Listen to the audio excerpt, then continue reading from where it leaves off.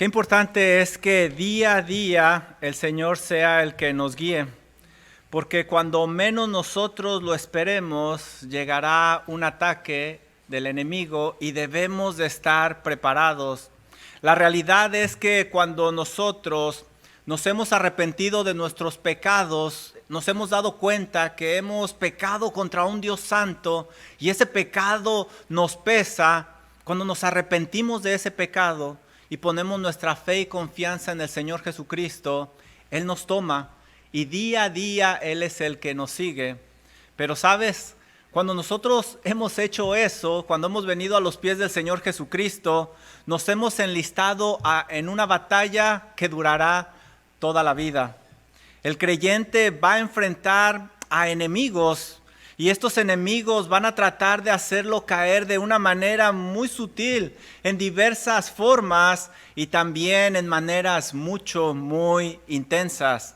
Pablo menciona quiénes son estos enemigos en el libro de Efesios. Por favor, ve conmigo a Efesios capítulo 2, versículo del 1 al 3. Y ahí Pablo nos va a decir quiénes son estos enemigos. Dice la palabra del Señor así: y Él os dio vida a vosotros. ¿Quién? El Señor. Cuando nos arrepentimos de nuestros pecados, pusimos nuestra fe y confianza en Cristo Jesús, Él nos dio vida. Nosotros estábamos muertos en nuestros delitos y pecados. ¿Y cómo vivíamos antes? Versículo número 2, en los cuales anduvisteis en otro tiempo siguiendo la corriente de este mundo. Antes eras amigo de las cosas del mundo, esas cosas pecaminosas. Ahora el mundo es tu enemigo. Mira lo que dice más adelante: conforme al príncipe de la potestad del aire. ¿Quién es este? Satanás. Ahí está tu segundo enemigo. El espíritu que ahora opera en los hijos de desobediencia. Así éramos nosotros, pero ahora nosotros obedecemos al Señor. Versículo número 3 nos dice quién es nuestro tercer enemigo. Entre los cuales también todos nosotros vivimos en otro tiempo en los deseos de nuestra carne. Nuestra carne nos pedía cosas pecaminosas y nosotros le dábamos gusto, pero ya no. Y ahora la carne es nuestro enemigo, haciendo la voluntad de la carne y de los pensamientos. Y éramos por naturaleza hijos de ira, lo mismo que los demás. Estos enemigos buscarán detenerte para que no avances en la obra de Dios. El mundo, el diablo y tu carne, tú mismo, es tu enemigo. Y este precisamente es el siguiente tema de Esdras capítulo 4. Como creyente no deberías de extrañarte cuando llegue la oposición, pero sabes, debes de estar preparado desde ahora, porque el ataque llegará cuando menos te lo esperes, cuando tú estés débil. Y si no estás preparado, caerás y pagarás un precio muy alto. Y lo primero que me gustaría decirte es que prepárate para la oposición, porque va a llegar inesperadamente. Va a llegar inesperadamente.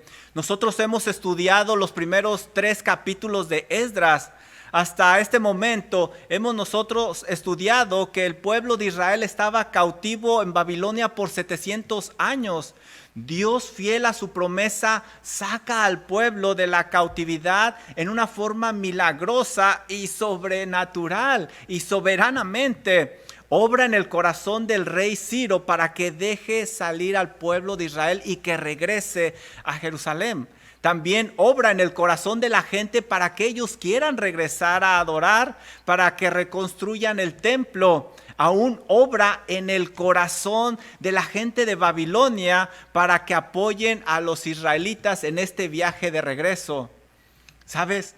Hasta ahorita ha sido 3 capítulos de gran gozo. No ha habido contratiempos. Se establecieron en sus ciudades, reconstruyeron el altar, si tú recuerdas, ofrecieron holocaustos día y noche, celebraron las fiestas solemnes a Jehová, recolectaron los materiales para la construcción y estaban echando ahora los cimientos para la construcción, y había mucha alegría. Estaban ellos muy contentos, estaban muy gozosos. El capítulo anterior el capítulo número 3 termina de una manera increíble, en una gran celebración. Cantaban, alababan y daban gracias a Dios, y todos hubiéramos querido que todo siguiera así. Dice Esdras 3:11, y cantaban alabando y dando gracias a Jehová, diciendo, porque Él es bueno, porque para siempre es su misericordia sobre Israel. Y todo el pueblo aclamaba con gran júbilo, alabando a Jehová, porque se echaban los cimientos de la casa de Jehová. La celebración no era pequeña, la celebración era enorme. Cuando tú lees la palabra aclamar, da la idea en su idioma original de reventar los oídos por un gran sonido. Así estaban gritando ellos de alegría. Cuando tú lees la palabra júbilo, el diccionario nos dice que es un gran grito, como si fuera sonido de trompetas. Había una gran celebración, era enorme. Parecería que nada podría detener esa celebración. Nadie se hubiera imaginado que llegaríamos al capítulo número 4 con la oposición. Si no tenían ellos cuidado en este momento de celebración, pudieran ser vulnerables porque podrían estar muy confiados, podían estar desprevenidos. En este contexto es cuando nosotros entramos al capítulo número 4 con una frase que en realidad yo noto un tanto preocupante. Esdras capítulo 4 versículo 1 comienza, oyendo los enemigos de Judá. La oposición llegó cuando menos se lo esperaban, en un momento de celebración. Podemos quizás decir que en un momento de debilidad o quizás confianza. Por eso yo te digo, no te confíes ningún instante cuando hayas obtenido una gran victoria. Porque el ataque del mundo, Satanás o tu carne, llegará cuando menos te lo esperes. En ese momento de debilidad o en ese momento de descuido. Y lo estamos viendo aquí. Y mira, déjame decirte, no te descuides cuando estés débil físicamente. ¿Cuándo vino Satanás a tentar a Jesús y con qué? La Biblia nos enseña que Satanás vino a tentar al Señor Jesús cuando Él estaba débil físicamente, cuando Él tenía hambre. Dice Mateo 4, versículos 1 y 2, entonces Jesús fue llevado por el Espíritu al desierto para ser tentado por el diablo. Y después de haber ayunado 40 días y 40 noches, tuvo hambre. Ahí él tenía una debilidad física. Satanás sabía muy bien que físicamente el Señor estaba debilitado y le ofreció comer. No había nada de malo en sí en comer, ¿o sí? Todos comemos. Pero el Señor sabía la intención real de Satanás. Y Satanás no pudo hacer caer al Señor en la tentación porque Él estaba fuerte espiritualmente. Dice Mateo 4:11 lo siguiente, el diablo entonces le dejó y he aquí vinieron ángeles y le servían. ¿Por qué le dejó Satanás? Porque no pudo con el Señor. Él estaba fuerte espiritualmente, aunque débil físicamente. Pero tú y yo debemos de tener cuidado cuando estamos débiles físicamente. Recuerda que tu cuerpo está compuesto de dos partes nada más, una espiritual y la otra física, y estas se afectan entre sí. Cuando alguien tiene, por ejemplo, un dolor de muela, les aseguro que no va a cantar con el ánimo como lo están cantando ahorita ustedes. No va a querer leer la Biblia, no va a querer orar de la misma manera. ¿Por qué? Porque hay un malestar físico y eso, si no lo atiende, se vuelve vulnerable a los ataques de sus tres enemigos, el mundo, Satanás y su carne. Debes atender ese problema que tienes. Si tú sabes que tú tienes un problema físico, atiéndelo. Por ejemplo, si tienes un problema hormonal, de tiroides, de diabetes, algún tipo de desorden, atiéndelo, porque eso también va a afectarte y te va a hacer susceptible a estos enemigos. Nosotros seguimos siendo carne. También no te debes de descuidar espiritualmente. La carne tentó a David y David cayó muy bajo cuando el hombre conforme al corazón de Dios se descuidó. Dice 2 de Samuel 11:1 lo siguiente: aconteció al año siguiente, en el tiempo que salen los reyes a la guerra, y subraya eso, los reyes salen a la guerra, que David envió a Joab. No salió David, pero David se quedó en Jerusalén. ¿Dónde tenía que estar David? David tenía que haber salido a la guerra, pero decidió quedarse. No se encontraba en el lugar que Dios le había pedido estar. Él es el rey de Israel. Él tenía que ir al frente y eso lo hacía muy vulnerable. Descuidó su vida espiritual. Dice 2 de Samuel 11, versículo 2. Y sucedió un día, al caer la tarde, que se levantó David de su lecho. Seguramente David no se levantó con el deseo de pecar. No sabía que la oposición, la tentación iba a estar ahí. Se levantó de su lecho, ¿a qué horas? Al caer la tarde. Y se paseaba sobre su terrado real. El ataque del enemigo llegó en el momento de debilidad de David, cuando menos se lo esperaba, y el versículo termina con lo siguiente: y vio desde el terrado a una mujer que se bañaba, y por si fuera poco, la Biblia nos dice la cual era muy hermosa. Tristemente, David, el hombre conforme al corazón de Dios, cayó muy bajo y pagó un precio muy alto, y aunque fue perdonado, su dolor fue grande. Por eso yo te digo, querido hermano, no te descuides ningún instante. No juegues con fuego, cierra esas puertas que tienes que cerrar. Cuidado cuando estás donde no debes de estar. Cuidado de no estar donde debes de estar también. Cuidado de no hacer lo que Dios te ha pedido hacer, porque el ataque del mundo, Satanás y tu carne llegará cuando menos te lo esperes. No te alejes de la comunión de los hermanos. Involúcrate en las actividades, porque si no lo haces vas a ser muy vulnerable, como aquella oveja que se separa de su manada y por consiguiente se separa del pastor y es muy vulnerable. Por esa razón Dios nos llama a ser miembros activos de nuestra iglesia local, estar en compañerismo de hermanos. Dice Hebreos 10, 24 y 25, lo estudiamos la semana pasada en el sermón del domingo en la mañana. Y considerémonos unos a otros, ¿para qué? Para estimularnos al amor y a las buenas obras, no dejando de congregarnos como algunos tienen por costumbre, sino exhortándonos, y tanto más cuando veas que aquel día se acerca.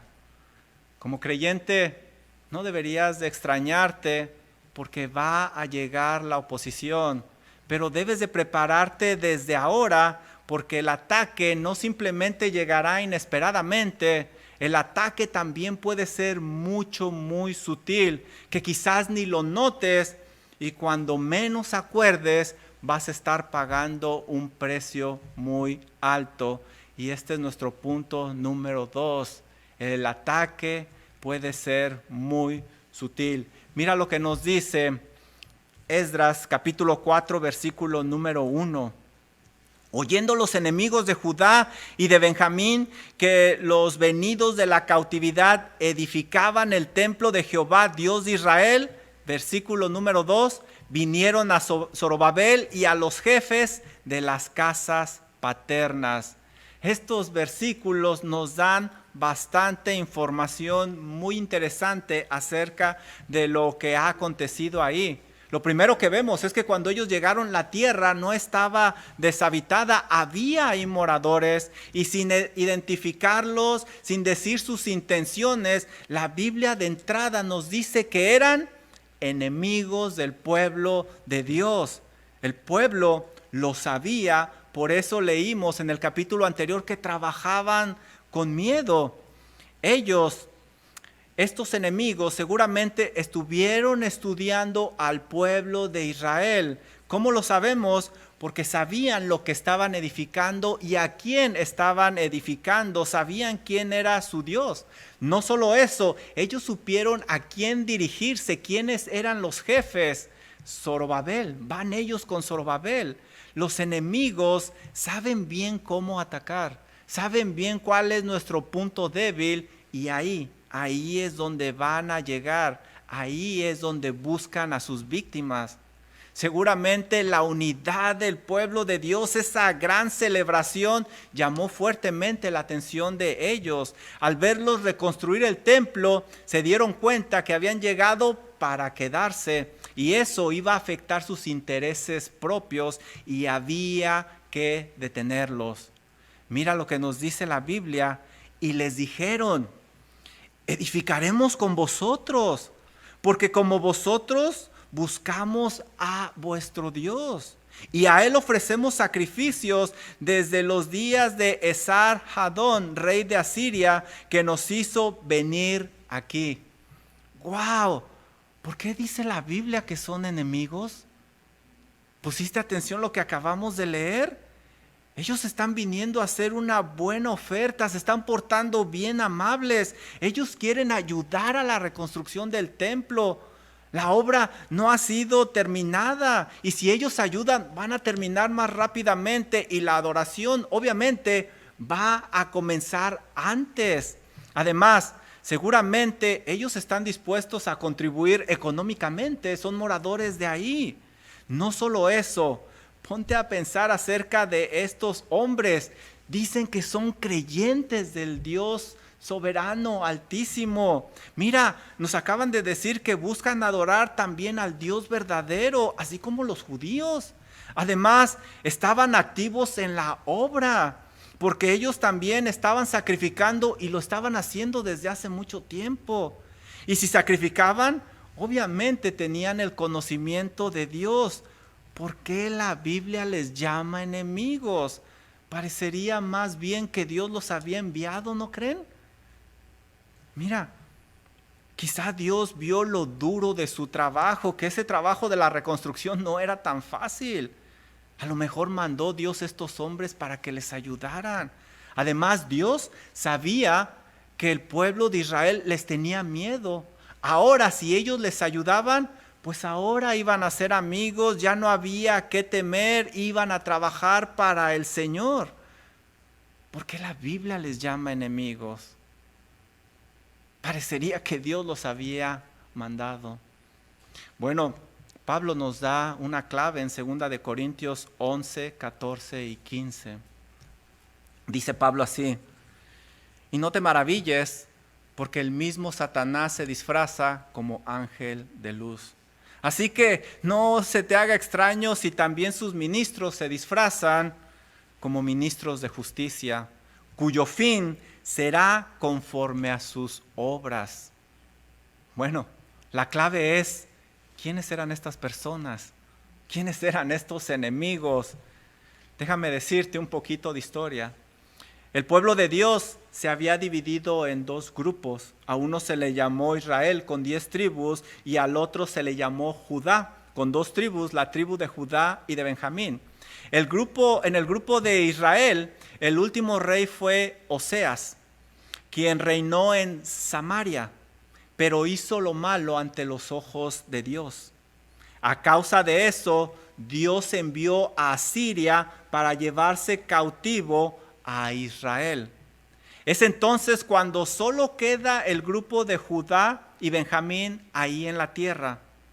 El rey de Asiria se llevó la gente de Israel, pero pobló Samaria con su gente pagana. No solo eso, a causa del paganismo y de las cosas abominables que estaban haciendo, Dios envió leones para que acabaran con ellos. Es entonces cuando el rey de Asiria manda traer sacerdotes que les enseñaran a adorar a Dios. Por cierto, no eran sacerdotes válidos ante Dios. Dice 2 de Reyes 17, 27, y aquel rey de Asiria mandó diciendo: llevad ahí algunos de los sacerdotes que trajiste de allá, y vayan y habiten ahí, y que les enseñen la ley de Dios en el país. Pero ¿qué hicieron estos sacerdotes? Segunda de Reyes 17:33 nos dicen, temían a Jehová, pues cómo no si les había mandado leones, y honraban a sus dioses según las costumbres de las naciones donde los habían trasladado. Era una mezcolanza de paganismo y una adoración a Dios. Esta gente es la que está presente cuando llegan los judíos de regreso de la cautividad. Era una mezcla de adoración pagana. Estos enemigos, más adelante en el versículo 17, se les llama samaritanos. Si Zorobabel no detecta esta infiltración, con el tiempo él también se iba a contaminar sutilmente.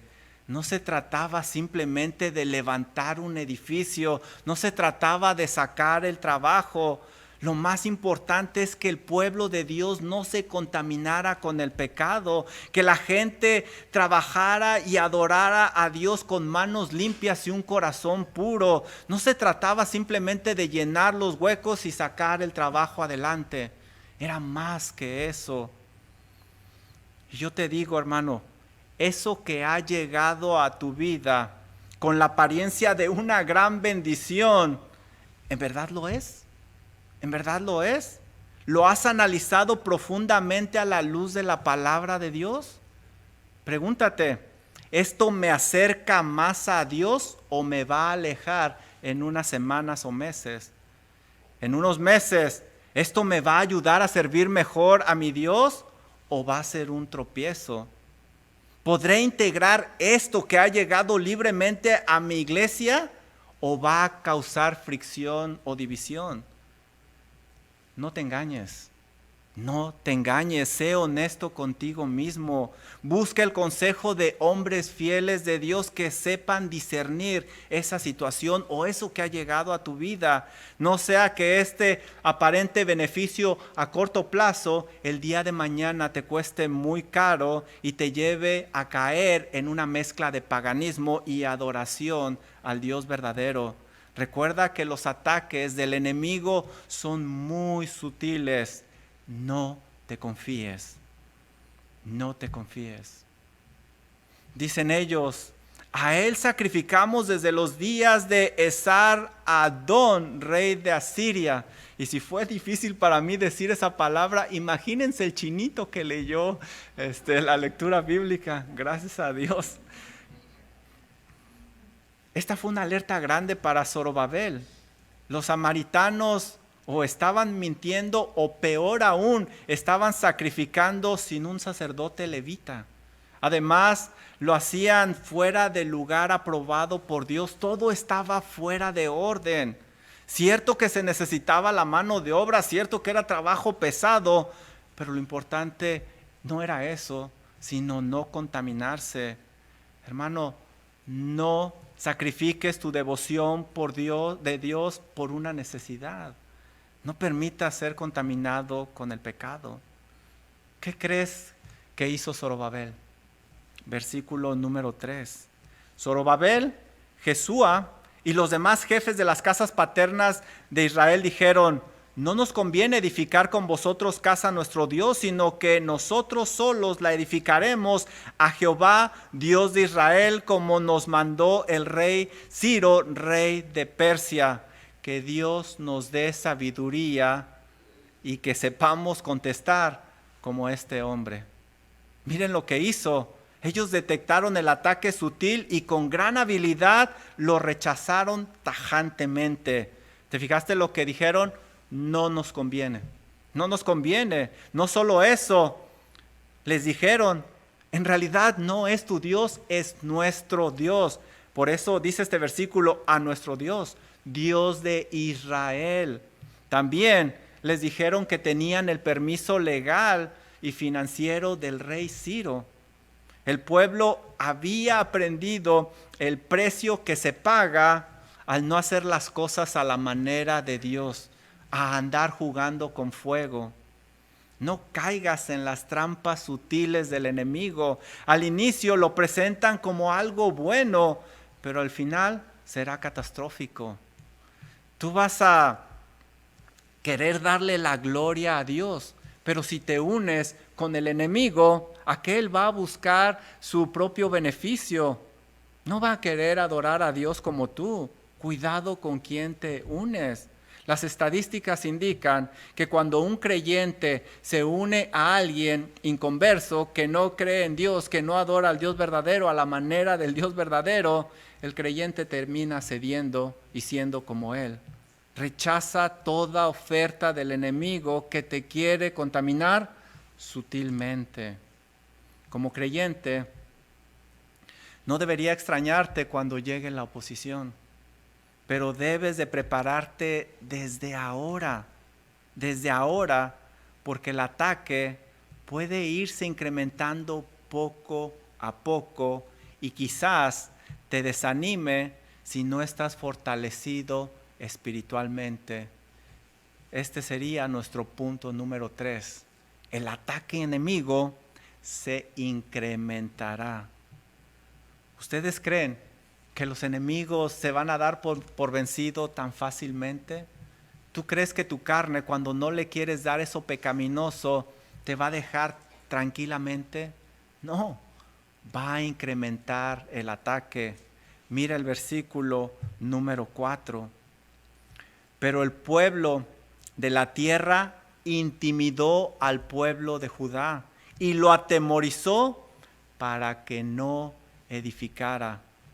Estos enemigos no se dieron por vencidos fácilmente. Ahora arreciaron su ataque, intimidaron y atemorizaron al pueblo de Dios. Hay versiones antiguas de la Biblia que no usan la palabra intimidar, usan la palabra debilitar. El pueblo de Dios estaba perdiendo sus fuerzas a causa del ataque. ¿Dónde quedó esa alegría? ¿Dónde quedó esas ganas de seguir adelante del capítulo anterior? Los enemigos saben cómo atacar y ahora ellos están perdiendo fuerza. Al inicio, nosotros leímos en el capítulo 3 que trabajaron con miedo, pero ahora iban perdiendo sus fuerzas.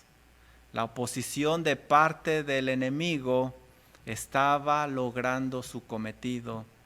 Estos enemigos buscaron destruir la obra de Dios de varias maneras. Trataron de infiltrarse, no pudieron. Al no poder infiltrarse, buscaron intimidar y atemorizar. Y además, dice el versículo número 5, que sobornaron a las autoridades.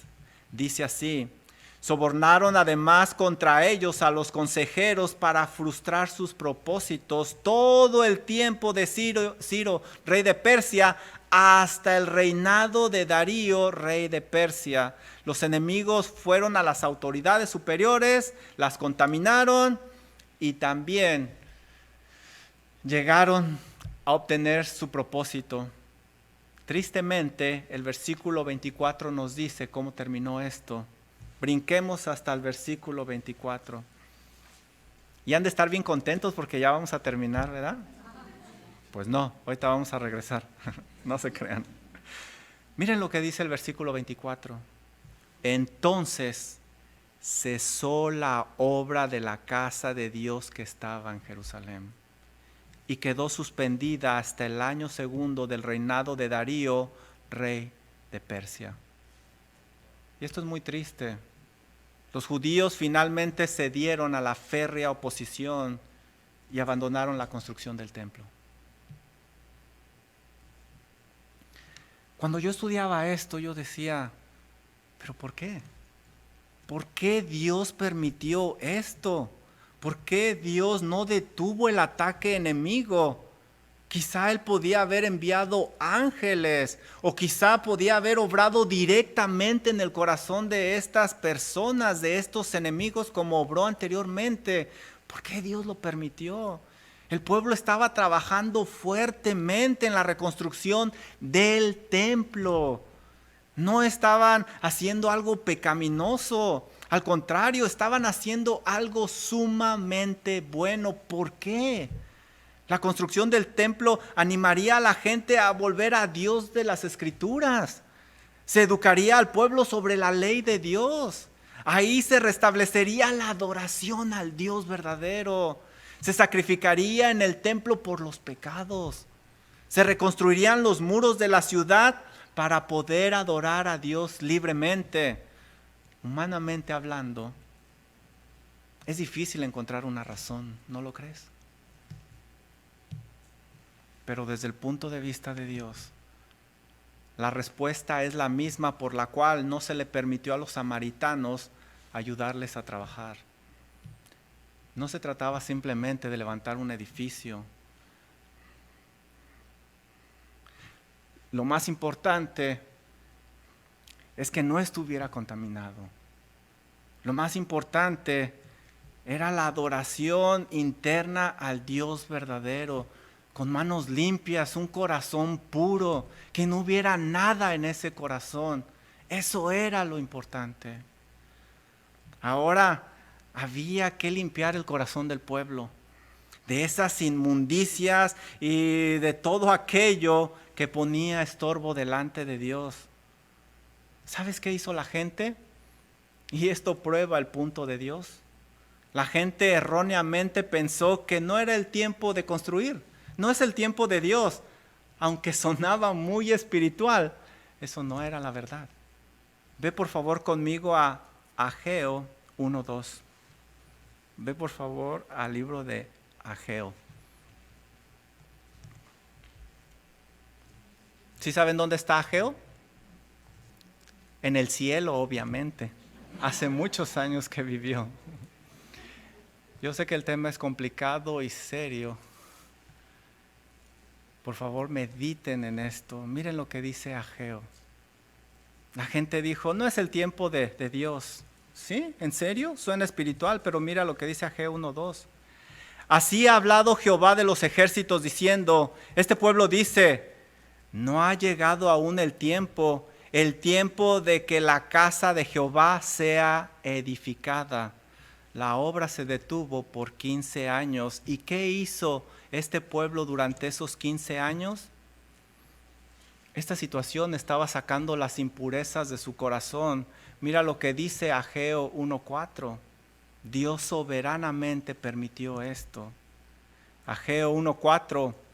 Es para vosotros tiempo, para vosotros de habitar en vuestras casas artesonadas, y esta casa está desierta. Ellos se dedicaron a construir grandes casas para ellos, y la casa de Dios estaba desolada. Dios no estaba de acuerdo con sus excusas. Día en día lo cantamos, Dios, Cristo está con nosotros. Ahí estaba Dios. Sus prioridades no estaban bien en realidad. El problema no era que vivían bien en casas decentes, sino que la casa de Dios estaba abandonada. Por esa razón Dios los castigó fuertemente. Fíjate lo que dice Ageo 1:6. Ustedes siembran mucho y recogen poco. Comen y no se sacian, beben y no quedan satisfechos, se visten y no se calientan, y el que trabaja a jornal recibe su jornal en saco roto. Versículo número 9. Buscas mucho y hallas poco, y encerráis en casa y yo lo disiparé en un soplo. ¿Por qué? Dice Jehová de los ejércitos, por cuanto mi casa está desierta y cada uno de vosotros corre a su propia casa. Eso era lo que había que limpiar del corazón de estas personas. Ellos habían comenzado como víctimas, pero en su forma de responder a esa oposición enemiga se convirtieron en culpables. El pueblo tenía que pelear sus propias batallas para ser limpiados de esa inmundicia. Ahí estaba Dios. Los adoradores en ese templo debían de ser personas consagradas a Dios, que tuvieran su mirada solo en Dios, no en el mundo, en los problemas o en ellos mismos, sino solo en Dios. Nosotros creemos en un Dios soberano que está en control de cada molécula del universo. Él deliberadamente permite ciertas circunstancias en tu vida para que tú veas realmente quién eres. Cuídate de no responder en una manera pecaminosa como el pueblo de Israel, porque Dios te pedirá cuentas tanto a ti como al ofensor. Ten cuidado, porque Dios puede ser más duro contigo porque tú sabes la verdad. Prepárate desde ahora para la oposición, porque se va a intensificar. No cometas el error que cometió el pueblo de Israel, de comenzar como víctima, pero terminando como culpable. ¿Y tú qué crees? ¿Escuchó el pueblo de Dios esta alerta? ¿Aprendió la lección? Los versículos del 6 al 23 que nos brincamos resumen la resistencia en los días de Nehemías. Esta resistencia duró 4 reinados: el reinado de Ciro, de Darío, el reinado del rey Asuero o Jerjes, que se casó con la reina Esther. El reinado de Artajerjes también duró esta oposición y lo vamos a estudiar en el libro de Nehemías. Todo este tiempo duró la oposición. ¿Y qué hizo el pueblo de Israel? Regresó a construir, pero ya no fue el mismo. Ya no fue el mismo. Ahora habían visto las cosas desde el punto de vista de Dios. Ahora no se adrementaban. Ahora su actitud era diferente. Ahora sí le creían a Dios. Dios les había prometido que a manos de Zorobabel iban a terminar la casa y ellos lo creyeron. Por eso regresaron a construir. Por favor, ve conmigo a Nehemías 4:17 para que veas el cambio de actitud del pueblo de Israel. Nehemías 4:17. Aquí ya el pueblo de Israel está edificando los muros y aquí hay algo muy interesante. ¿Ustedes creen que los enemigos iban a quedarse tranquilos? No, todos este reinado les dieron guerra, pero ¿qué hacía el pueblo de Israel? Nehemías 4:17. Los que edificaban en el muro, los que acarreaban y los que cargaban, con una mano trabajaban en la obra. ¿Y qué tenían en la otra mano? La espada. Nada ni nadie los iba a detener ahora. Ellos tenían su mirada en el Señor y creían, como cantamos, que día a día Dios estaba con ellos. No te descuides, sigue adelante.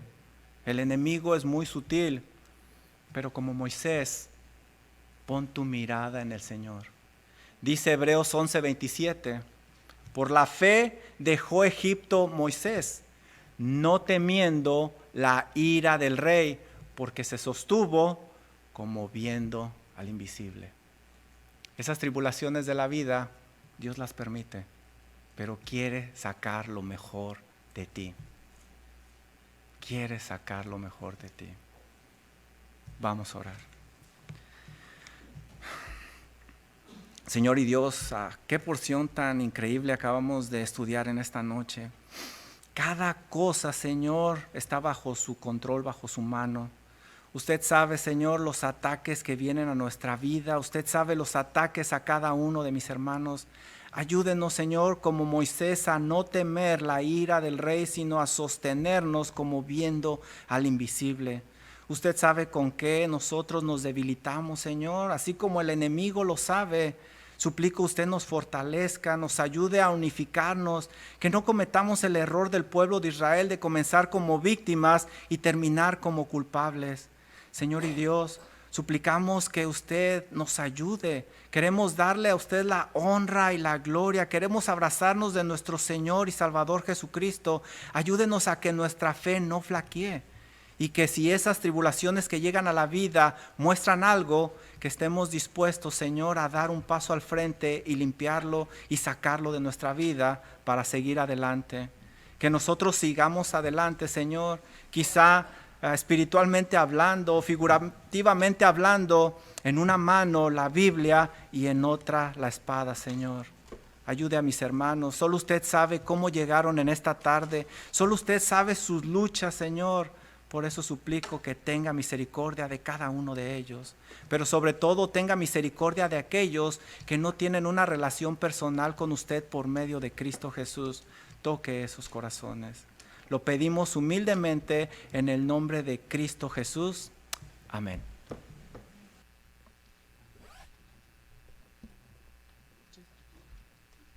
Vamos a ponernos de pie, hermanos, que el Señor les bendiga otra vez. Vamos a cantar otra vez esta hermosa alabanza, Día a Día.